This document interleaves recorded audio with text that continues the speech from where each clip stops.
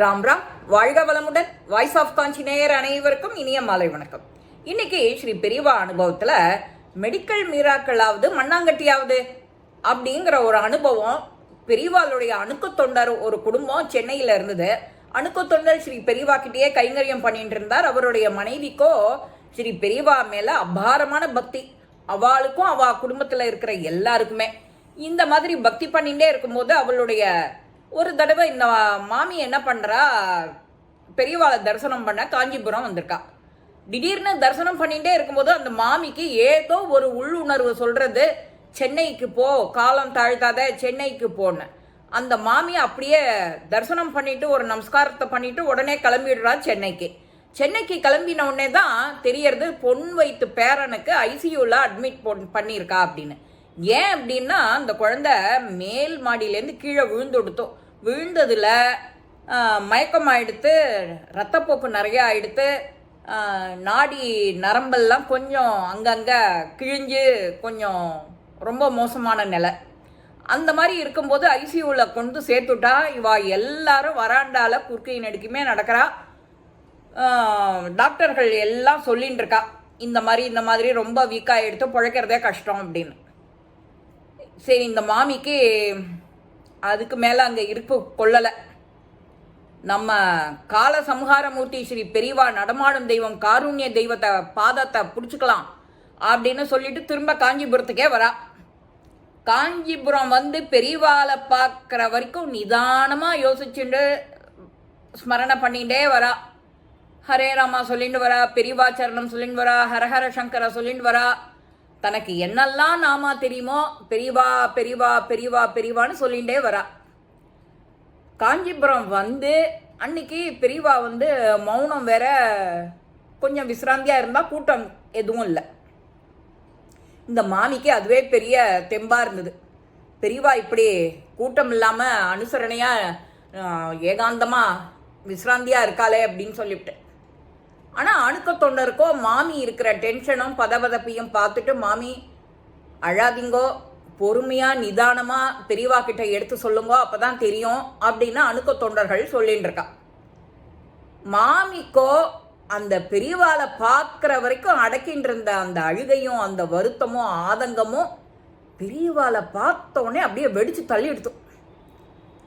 குமுர்றா, இந்த மாதிரி பேரன் ஹாஸ்பிட்டலில் படுத்துட்டான், அவனுக்கு ரொம்ப சீரியஸாக இருக்கு, ரொம்ப டேஞ்சர் கேஸுன்னு சொல்லிட்டா, பிழைக்கிறது கஷ்டம்னு சொல்லிட்டா, நீங்கள் தான் எனக்கு உயிர் பிச்சை போடணும் அந்த குழந்தைக்கு அப்படின்னு சொல்லிட்டு எல்லாத்தையும் விழாவாரியாக சொல்கிறா. அணுக்க தொண்டர்களுக்கோ ஒரு வித பயம். பெரியவா மௌன விரதமாக இருக்கா, இவா எல்லாத்தையும் சொல்லி இன்னும் அழுக சத்தம் ஜாஸ்தியாகிறதே அப்படின்னு கொஞ்சம் அமைதிப்படுத்தலான்னு கிட்டக்க போகிற அந்த மாமி கிட்ட பெரியவா கையமர்த்திட்டா. இல்லை இருக்கட்டும், விடு, அந்த மாமி பேசட்டும், மனக்குமுறலை வெளியில் சொல்லட்டும் அப்படிங்கிற மாதிரி கையை அசைச்சுட்றா, தடுத்துடுறா பெரியவா அந்த அணுக்க தொண்டர்கிட்ட. அணுக்க தொண்டருக்கு சரி, பெரியவா இன்னைக்கு நல்ல இதுவாக இருக்கா, அனுகிரகம் கிடைக்கும் அந்த பையனுக்கு அப்படின்னு நினச்சிட்டு அந்த மாமி சொல்ல சொல்ல சொல்ல எல்லாத்தையும் கேட்டுக்கிறா. கேட்டுட்டே இருந்த பெரியவா பக்கத்தில் ஒரு ஆப்பிள் பழம் இருந்தது. அந்த ஆப்பிள் பழத்தை நன்னா தொடச்சி தடவி அதுக்கு தொடையில் வச்சு உருட்டி அதுக்கு மந்திரோபதேசம் பண்ணிட்டா. என்னது, ஆப்பிள் பழத்துக்கு. அப்போவே இந்த மாமிக்கும் ரொம்ப தெம்பு வந்துடுத்து, நம்ம பேரம் பிழைச்சுருவான் அப்படின்னு. அதோடு இல்லை, பக்கத்தில் இருந்த இன்னொரு தட்டில் ஆப்பிளை வச்சு குங்கும அர்ச்சனையும் பண்ண ஆரம்பிச்சிட்டா. அந்த தட்டை வந்து இடது கையில் வச்சுட்டு குங்கும அர்ச்சனை. அப்போது அந்த ஆப்பிள் வந்து காமாட்சியோ இல்லை பால திரிபுர சுந்தரியோ அப்படின்னு அங்கே இருக்கிறவாள்லாம் நினச்சுட்டா. மாமியும் அதே மாதிரி அம்பாளும் சுவாமியும் காட்சி தரா, நமக்கு நல்ல ஃபஸ்ட் கிளாஸ் அனுகிரகம் நமக்கு அப்படின்னு. பெரியவாளும் அந்த ஆப்பிளை வச்சு குங்கும அர்ச்சனையை பண்ணின உடனே இந்த மாமியும் எல்லாம் கட கட கட கடன்னு கொட்டி தீர்த்தா இல்லையா.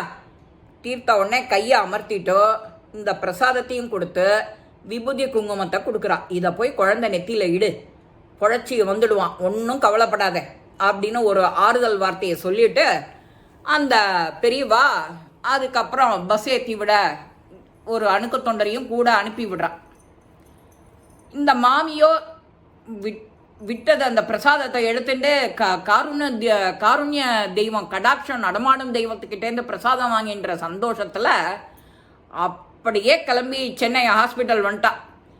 வடபழனியில் ஒரு ப்ரைவேட் ஹாஸ்பிட்டலில் சேர்த்துருந்த அந்த பேரனை பார்க்க வரா.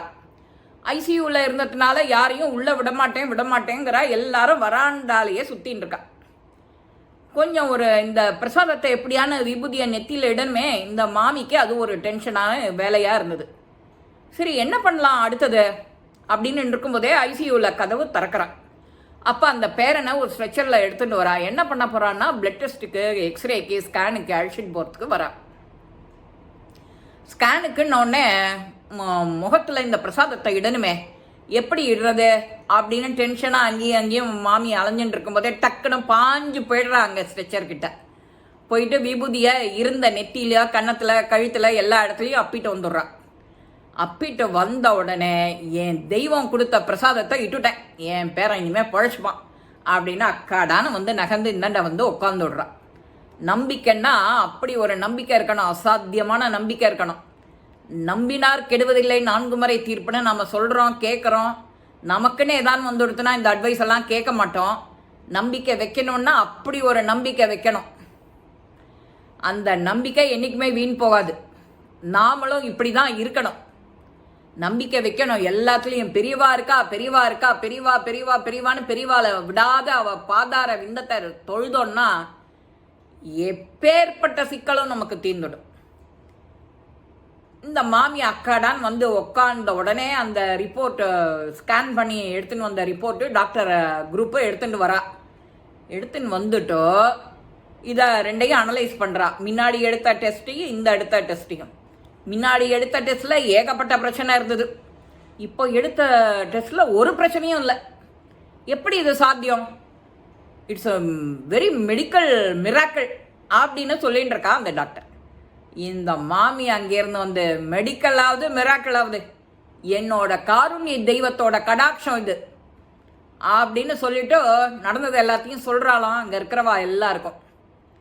அது ஆஸ்பத்திரின்னு கூட பார்க்காம எல்லாரும் மெய் மறந்து பெரியவாளை அப்படி போற்றி தொழறாளாம், நமஸ்காரம் பண்ணுறாளாம்.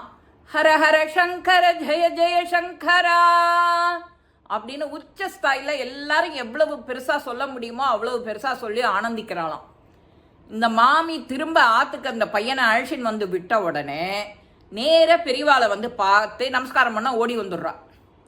இதே மாதிரி பழம், வில்வம், பூ எல்லாத்தையும் வாங்கிட்டு வந்து பெரியவாளுக்கு அர்ச்சனை பண்ணி நமஸ்காரம் பண்ணின்னு இருக்கும்போதே பெரியவா சந்தோஷப்பட்டு பேரன் சுகமாயிட்டானா, வெரி குட் அப்படின்னு சொல்லிவிட்டு அங்கே இது நான் எதுவுமே பண்ணலை, நீ செஞ்ச நம்பிக்கை, நீ செஞ்ச பிரார்த்தனை அப்படின்னு பெரியவா சொல்லிட்டு ஒரு சின்ன இஷ்யூ இருந்தாலும் குழந்தைக்கு அப்புறம் ஒரு வாரத்தில் எழுந்து பூர்ணமாக குணமாயிட்டான். நாமளும் நம்பிக்கைன்னு சொல்கிறோம். நம்பிக்கையான ஒரு ப்ரேயர் எவ்வளவு வலிமை வாய்ந்ததுன்னு அந்த துன்பத்தில் இருக்கிறவளை கேட்டால் தான் தெரியும். அப்போ தான் அவளுக்கு இருக்கிற அந்த நேரம் காலம் அதோட மகிமை தெரியும். நேரம் ஓடிண்டே இருக்கும், இன்னும் வரலையேன்னு அப்போ தான் தெரியும். நேரம் காலம் அந்த நம்பிக்கை, தொழுகை, ப்ரேயர் அப்படின்னு நமக்கு அப்போ தான் புரியும். அதைத்தான் நாம் கடைசி வரைக்கும் சொல்லாமல் எப்பப்போ ஒன்றால் நாமா சொல்ல முடியறதோ, எப்பப்போ கோவிலுக்கு போக முடியறதோ, எப்பப்போ தான தர்மம் செய்ய முடியறதோ அப்பப்போ செஞ்சிடும். பின்னாடி செஞ்சுக்கலான்னு எல்லாத்தையும் கமா போட்டு வச்சுட்டு சுமத்திக்காத அப்படின்னு சொல்கிறதுக்கு காரணம் ஆற்றுல இருக்கிற பெரியவாள்லாம் சொல்லுவாள். எப்பப்போ எதை நம்மளால் பண்ண முடியுமோ அப்போ அதை நன்னா பண்ணி முடிச்சிடணும்.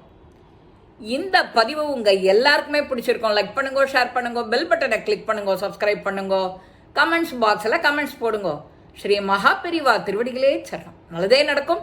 ஆனந்தமாக இருப்போம் நண்பர்களே. வாழ்க வளமுடன்.